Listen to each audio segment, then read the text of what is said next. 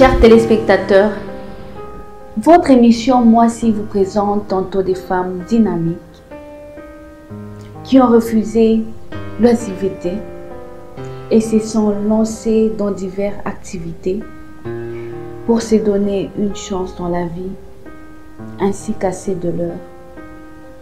Tantôt des femmes fortes qui ont été secouées par le concours des circonstances de la vie, qui se sont relevées,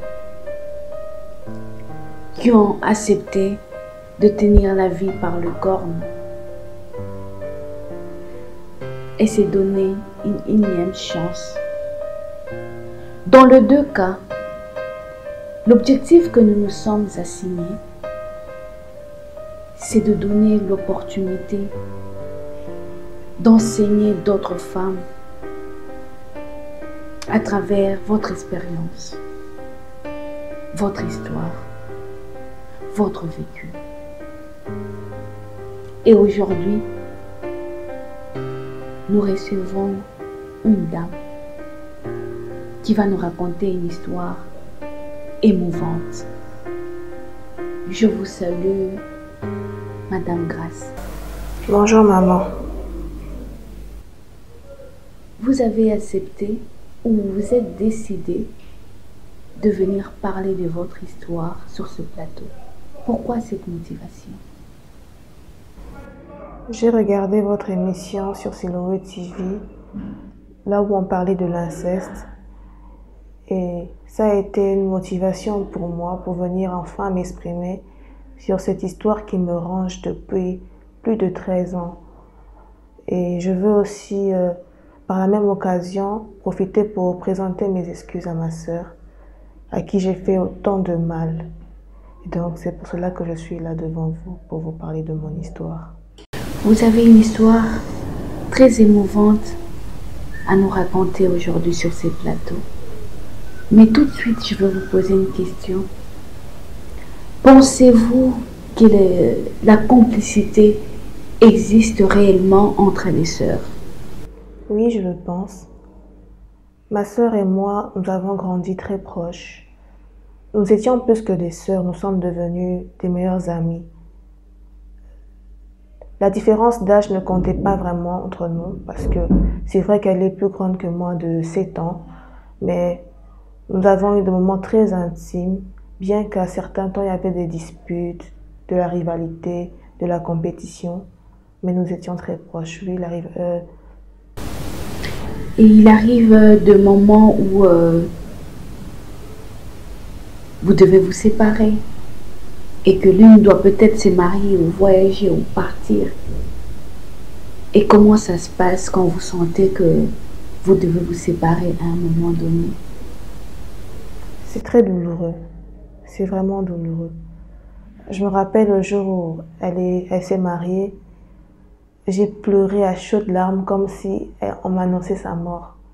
Parce que on se fait pas l'idée de ne plus la voir tout le temps pour nous, de ne plus partager les mêmes instants, de ne plus être aussi proches. Alors c'est vraiment douloureux. Parfois, on s'y fait pas, on souffre vraiment. Et comment vous vous êtes prise avec votre sœur après qu'elle se soit mariée? Comment ça s'est passé dans votre cas? Dans mon cas, au fait, c'était ma grande sœur qui n'arrivait pas à supporter la distance, la séparation. Alors, quelques mois après son mariage, elle a demandé à mes parents si je pouvais aller vivre avec elle, parce qu'elle ne supportait pas de me voir loin. Parce qu'aussi... C'était tellement fort, la complicité et l'habitude ne vous a pas permis de vivre à distance. J'étais comme sa seule amie, disons. Et donc, il fallait que je sois près d'elle. C'est pour cela que je suis venue avec elle. Nous sommes à 3, mais nous avons eu notre frère bien plus tard. Quand nous avons vraiment grandi, c'est là qu'il est venu. Et donc, vous étiez habitués à vivre rien que vous deux. Et finalement, tes parents ont accepté ou refusé d'aller accompagner ta soeur dans son mariage? Ils ont facilement accepté parce qu'ils savaient que nous étions très proches. Ils savaient que loin de l'une ou de l'autre, on souffrait tellement. Parfois, je pouvais même faire une fièvre parce que je n'avais pas ma sœur près de moi. Et donc, c'était facile pour eux d'accepter. En plus, ma sœur aussi avait proposé de me prendre en charge, de payer mes études, des vêtements et tout ça. Donc, ça ne leur posait pas problème. Et alors, vous êtes allé vivre chez votre grande sœur. Et comment était la vie dans son ménage? La vie, elle était bien. J'étais plus vraiment considérée comme une sœur, mais j'étais devenue comme la fille aînée du couple. C'est moi qui faisais tous les travaux à la maison quand je partais pas à l'école. C'est moi qui m'occupais de la maison. C'est moi qui préparais parfois. Donc, la vie était seulement comme à la maison. Donc, vous étiez considérée comme la fille unique du couple. Et elle allait au travail. Et vous alliez au travail. J'allais à l'école, mais j'étais, comment on appelle, deuxième gant. J'allais de l'école de 16h, enfin de 12h à 16h, voire 17h. Elle allait au travail de 6h, voire 7h à 17h, 18h. Donc vous ne passez pas non plus beaucoup de temps ensemble pendant le mariage? Pas vraiment, mais elle me consacrait quand même certains temps, comme le dimanche. On pouvait sortir, on pouvait aller pique-niquer.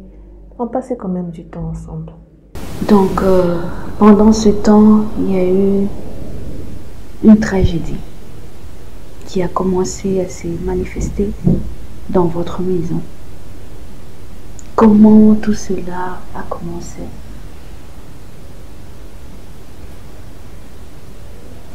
Comme je vous l'ai dit, ma sœur était très active. Elle pouvait sortir de la maison à 6h, revenir à 18h, 19h.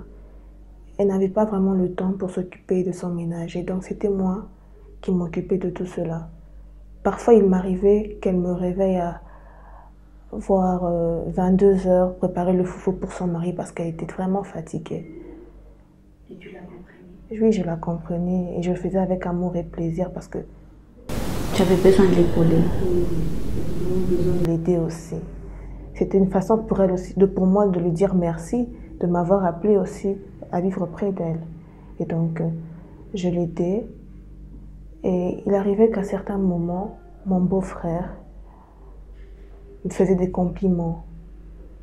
Il me disait que j'étais belle, que j'étais une vraie femme, que je m'occupais bien de lui. Il disait qu'il ne voulait pas voir un autre homme s'approcher de moi. Et moi, je prenais ça comme des paroles de protection, comme un père le dirait à sa fille. Et petit à petit, ça devenait comme du harcèlement, mais tout en douceur. Il venait tout doucement, il me parlait, il s'approchait de moi, on conversait. On avait des moments vraiment où on passait voir toute une nuit à converser, à parler, à rire et tout ça. Et donc, j'ai commencé aussi à développer des sentiments pour lui. Et pendant ce temps, vous ne vous êtes pas rendu compte qu'il est en train de vous draguer? Non. Non. Pour moi, ça s'est fait tellement vite, passé tellement tout en douceur que il ne laissait pas de soupçons, de traces qui montraient qu'il me draguait. Et comment s'est créé ces sentiments en vous? Déjà, c'était ce genre de sentiments. Et je pense que c'était dû à l'habitude, au fait de le voir, de lui parler tout le temps, d'être si proche. Ça a créé en moi vraiment des sentiments. Donc, Grâce, tu veux nous dire que tu jouais pratiquement le rôle de ta grande sœur. C'est toi qui faisais la cuisine pour ton frère, ton beau-frère. Tu t'occupais de lui à 100%. Et pendant ces temps, où était ta sœur? Pendant ce temps, ma sœur elle était au boulot, soit à l'église. Elle était vraiment très active. Oui. Oui, elle était tout le temps fatiguée. Elle n'avait pas le temps. Et ton beau-frère ne l'a pas mal pris? L'activité de ma sœur. Oui. Il trouvait ça normal, ses réactions, il ne se plaignait pas. Si, il s'en plaignait. Il disait qu'il se sentait seul. C'est comme s'il avait épousé une femme inexistante parce qu'elle lui accordait peu de temps. Et vous avez dit tout à l'heure que les sentiments ont commencé à naître en vous vis-à-vis de votre beau-frère. C'était réciproque? Je le pense, oui. C'est lui qui a commencé? C'est lui qui a commencé à faire des avances. C'est lui qui a commencé aussi les approches. Il me disait qu'il m'aimait.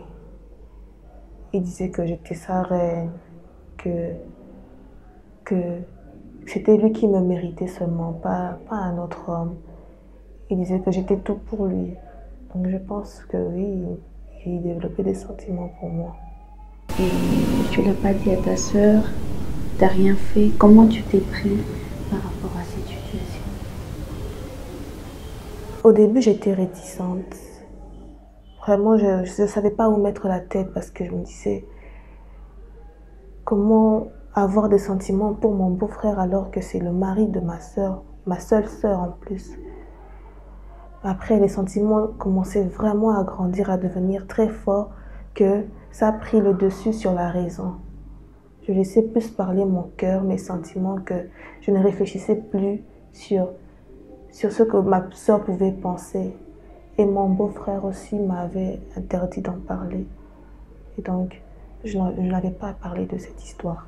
Donc vous êtes mis en couple, toi et ton beau-frère? Je suis devenue la maîtresse de mon beau-frère. Dans sa maison. Et pendant ce temps, comment était l'ambiance dans la maison? Ça a changé ou tu continues toujours à considérer ta sœur de la même manière? Qu'est-ce qui s'est passé pendant ce temps?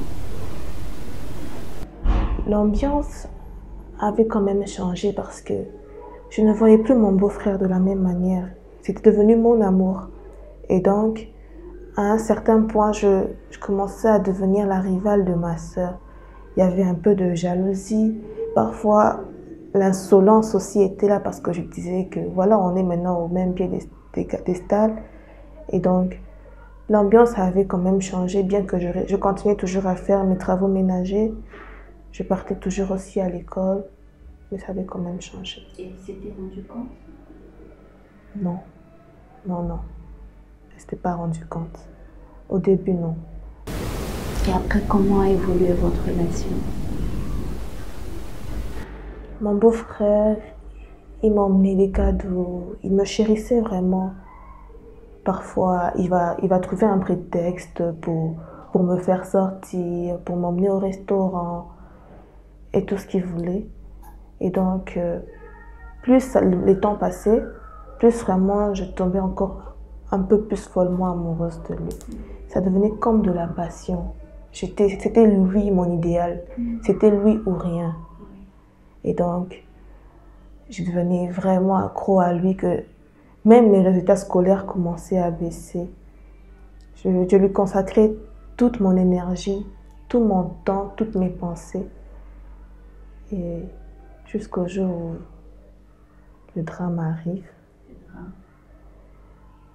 je suis tombée de votre beau-frère. Vous êtes tombée grosse de votre beau-frère dans la maison de votre sœur.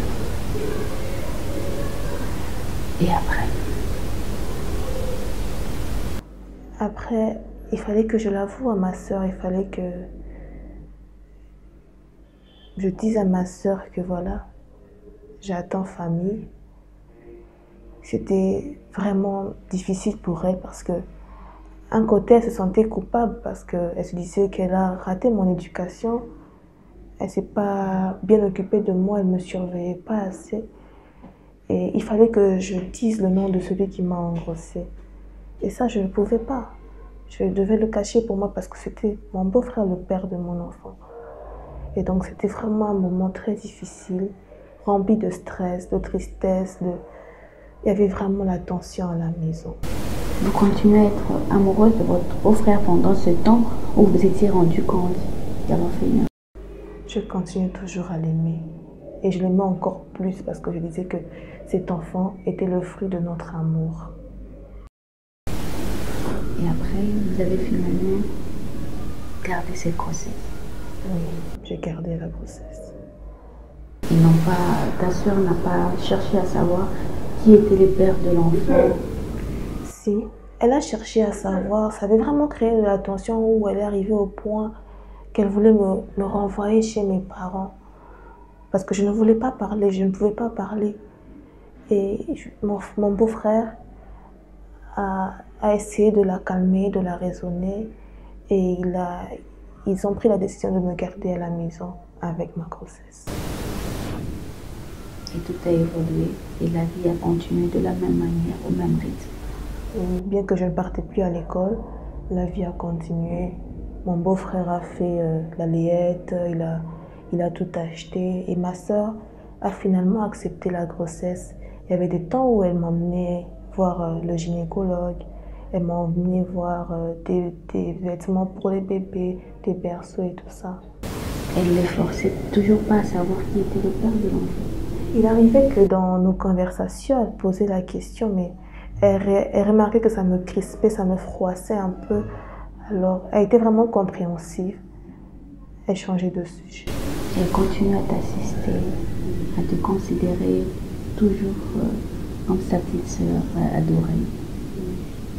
Après, jusqu'au jour de l'accouchement. C'était une joie immense, mais c'était en même temps aussi une peur. Parce que je me disais, peut-être après, l'enfant va tellement ressembler à son père, ou peut-être que ma soeur voudra faire un test ADN, je sais pas. Peut-être elle va réaliser que c'est la fille de son mari. C'était vraiment de la joie mélangée à l'angoisse. Et l'enfant grandissait. Grâce, laisse-moi revenir un tout petit peu. Votre sœur avait des enfants? Elle n'a eu qu'un seul enfant. Une fille aussi. D'accord. Donc, l'enfant est né. L'enfant est né, elle grandissait et elle commençait vraiment à ressembler à mon beau-frère. Si vous la prenez, vous mettez à côté de sa cousine, de sa sœur, de sa cousine, elle se ressemblait comme des jumelles. Parfois, quand les invités venaient à la maison, ils voient ma fille et comparent à celle de ma sœur, ça laissait des soupçons. Je disais, mais bon, ma sœur trouvait toujours une explication. Elle disait, ah, donc c'est normal que mais moi je savais qu'elles se ressemblaient parce que c'était des sœurs. Et vous avez gardé ces secrets, toi et ton beau-frère. Et après, vous avez décidé de rompre. Ou comment a évolué votre relation après l'accouchement? Non, on n'a pas décidé de rompre. Au contraire, la relation évolue encore bien parce que, contrairement à ma sœur, j'étais à la maison. Je m'occupais de la maison. Je m'occupais aussi des enfants, de ma fille et celle de ma sœur aussi. Et donc, il me disait toujours que je suis meilleure que ma sœur, que je suis vraiment une vraie femme. Et toutes ces paroles, ça rendait encore mon amour pour lui plus grand. Et je pensais aussi que lui aussi m'aimait de la même manière. Alors on continue toujours notre relation. Et vous ne vous étiez jamais posé la question d'où allait finir ou comment conclure cette relation? Non, parce que déjà j'étais jeune.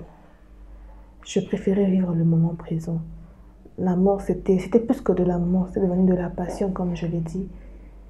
Et donc, je ne voulais même pas penser à une certaine séparation, à une certaine rupture, non. Je voulais vraiment profiter de chaque moment d'amour que nous passions avec mon beau-frère. Tu n'avais pas l'impression de partager ton homme avec ta propre sœur? Si, j'avais vraiment cette impression. Et je devenais vraiment jalouse, vraiment possessive. Mais mon beau-frère me faisait comprendre que il avait épousé ma sœur et moi j'étais sa maîtresse. Et il fallait que je m'y fasse. Il fallait que j'accepte cette situation. Bien que J'étais vraiment jalouse, je faisais des caprices et tout ça. Il fallait que je me remette aussi à la place de la petite sœur, de la belle-sœur aussi. Et donc, Grâce, si on comprend bien, vous avez continué à vivre dans la même maison avec votre sœur et votre beau-frère. Et la vie a continué aisément. Et les parents ne se sont rendus compte de rien non plus. Les parents ne sont... En fait, les parents vivent aussi loin. Ils vivent à Kisangani. Et donc, on ne se rend pas visite tout le temps. Ils ne savent pas trop ce qui se passe, ce qui se passait ici à Kinshasa. Non, ils se sont rendus compte de rien. C'est vrai qu'ils ont eu écho de ma grossesse, de tout ce qui se sont passés. Ils m'ont appelé, ils m'ont aussi demandé de dire le nom de celui qui m'a engrossé. Mais vu que je ne pouvais pas, j'ai gardé le silence. L'ambiance de la maison, c'était difficile parce que ça avait changé le cours de notre quotidien. J'avais maintenant un enfant, je n'allais plus à l'école. Et ma sœur qui devait toujours aller au travail, et j'avais doublement de charges. M'occuper de la maison, des enfants et aussi du mari de ma sœur. Donc tu lui as tout arraché. Oui, en quelque sorte. Et puis la suite de votre récit a abouti à quoi avec votre frère? 4 ans après, je suis encore tombée enceinte de mon second enfant. Et cette fois-ci, c'était pas une nouvelle très bonne pour lui.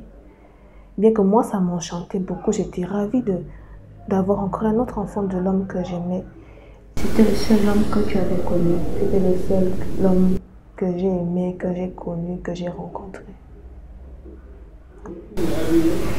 Donc, vous avez eu une deuxième grossesse et vous l'avez annoncé à votre beau-frère, qui est votre conjoint. Et comment il l'a pris? Il n'était pas très enchanté comme par rapport à la première grossesse. Au contraire, il montrait un mécontentement. Il n'était pas très ravi de la grossesse, mais il avait quand même accepté parce qu'il savait que c'était vraiment lui l'auteur de la grossesse. Il avait accepté. Et il fallait que je l'annonce aussi encore à ma sœur. Cette fois-ci, c'était pas facile parce qu'il fallait que je dise le nom de celui qui m'avait engrossé parce qu'elle n'acceptait pas un deuxième cas de récidive, une répétition encore de la même erreur que j'avais fait avant. Sans toujours connaître le père. Sans toujours connaître le père. Et ça devenait vraiment... Elle commençait à me menacer. Genre, si tu dis pas le nom de celui qui t'a engrossé, toi et ta fille, vous serez dehors à la porte. Je ne vais plus m'occuper de vous.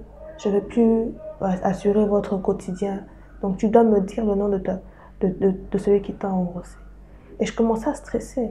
Parce que ma sœur, c'était celle qui me prenait en charge.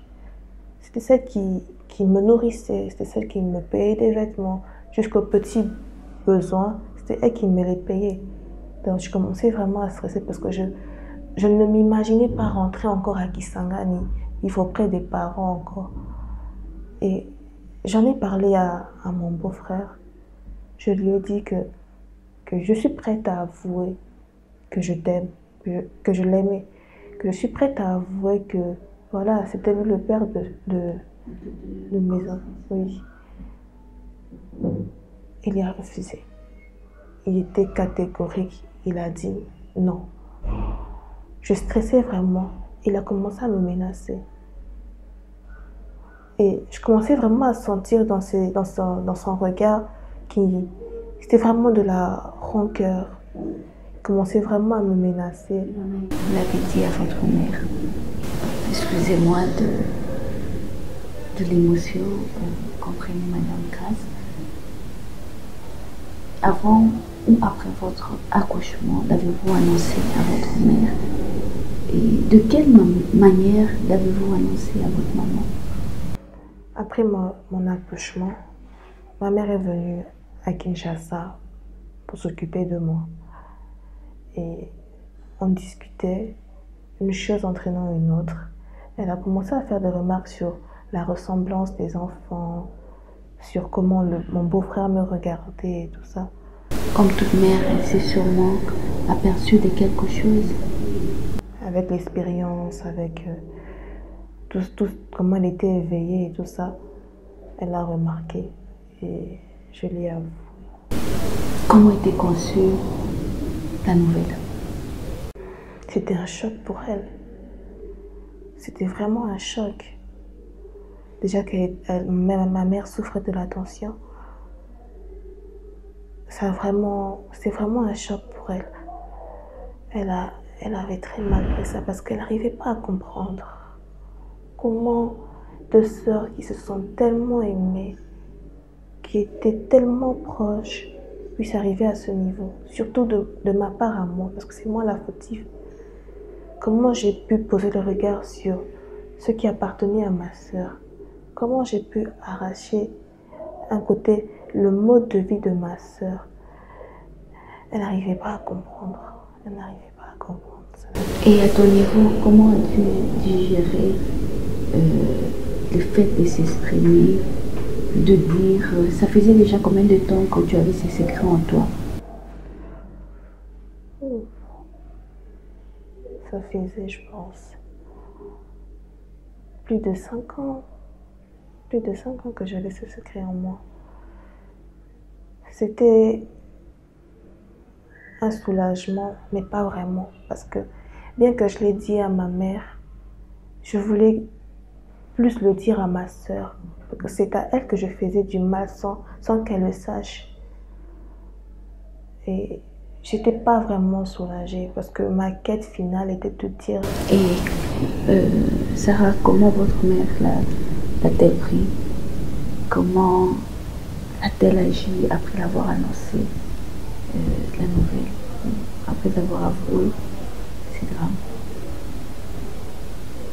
Elle ne voulait pas que ça crée un problème dans le foyer de ma sœur.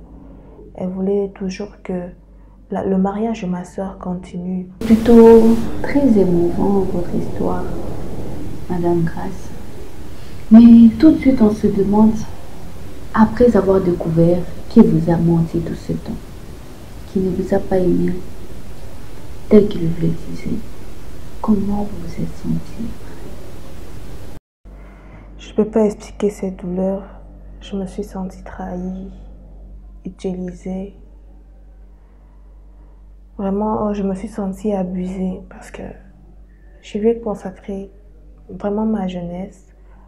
Je l'ai aimé sincèrement et de tout mon cœur.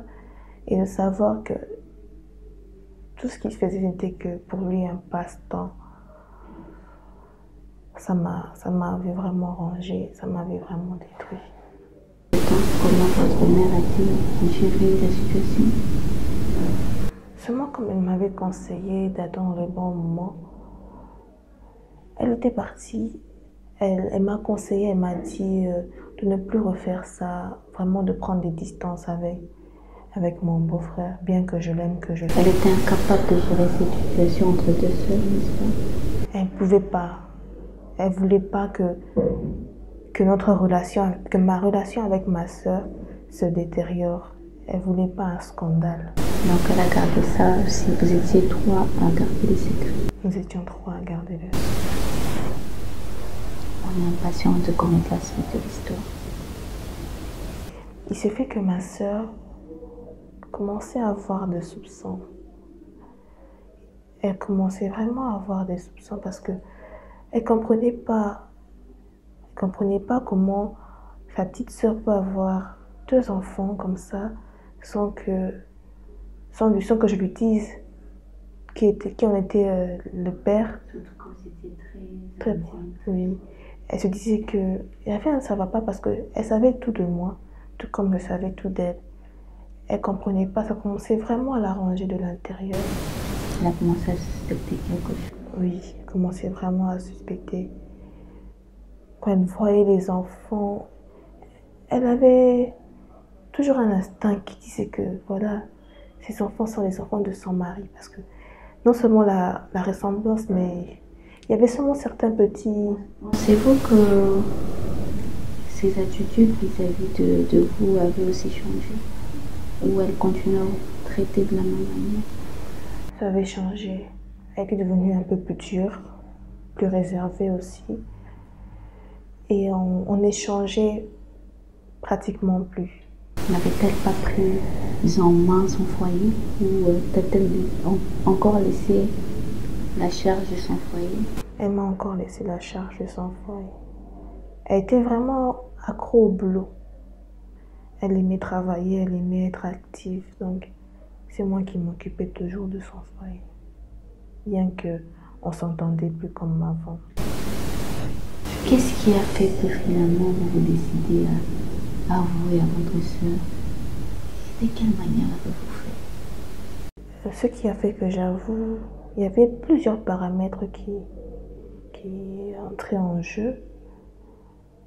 En premier lieu, c'était le fait que je vois que mon beau-frère m'avait trahi. C'était un peu, je voulais un peu me venger de lui. Je l'aimais, mais vu que je voyais que lui ne m'aimait plus, alors je voulais lui faire aussi mal.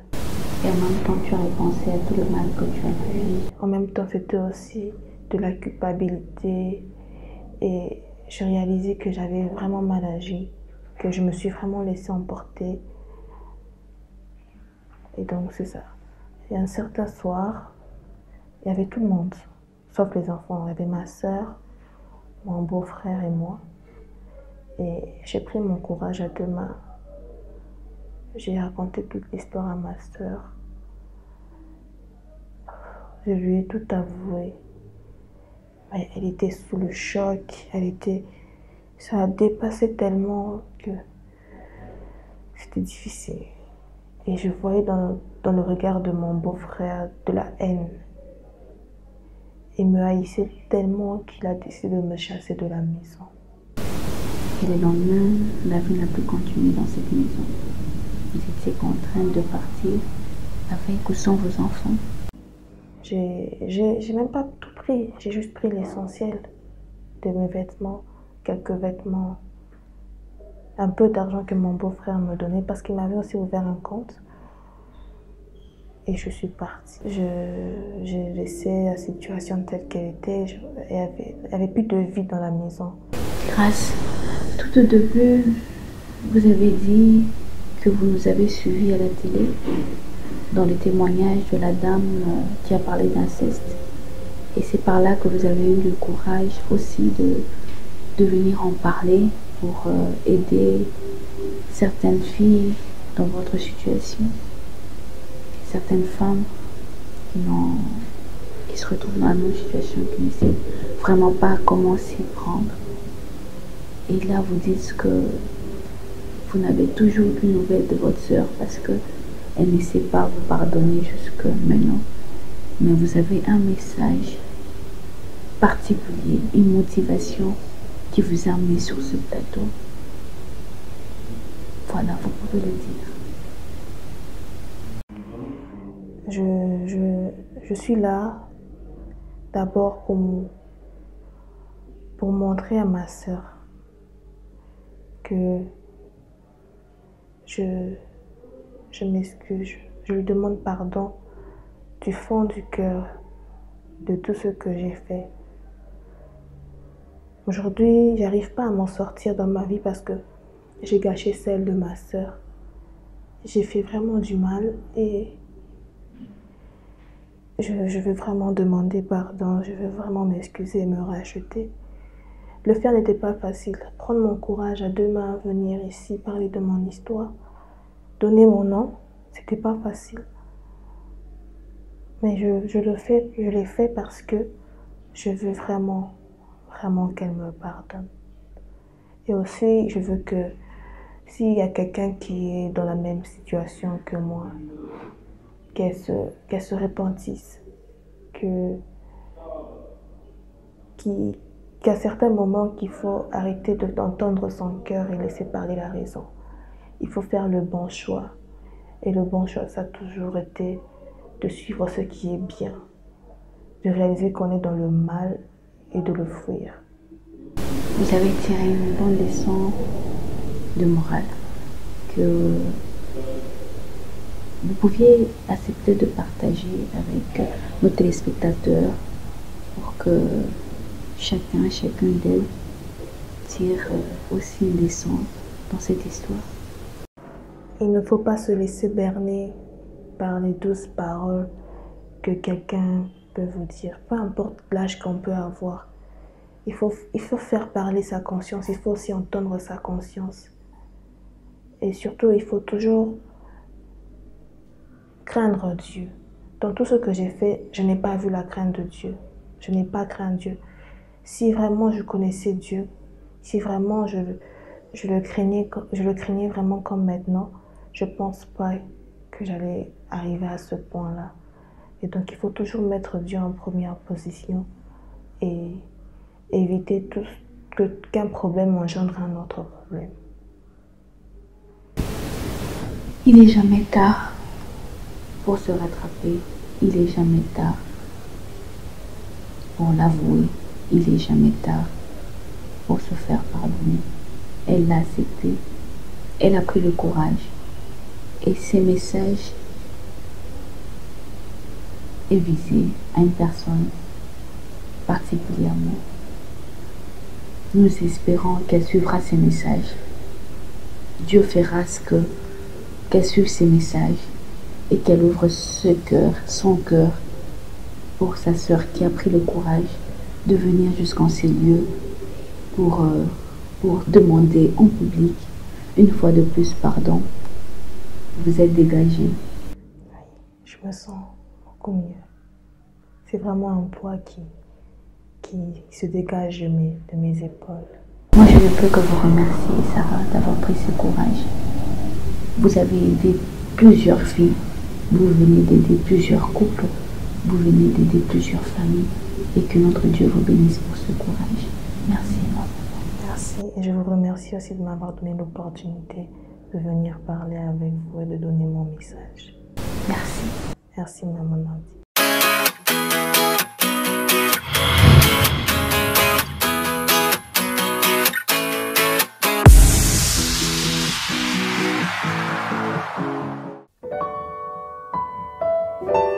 Les pardons est une force qui libère. Nous avons tous déjà entendu parler de ces dictons et nous l'avons certainement déjà prononcé.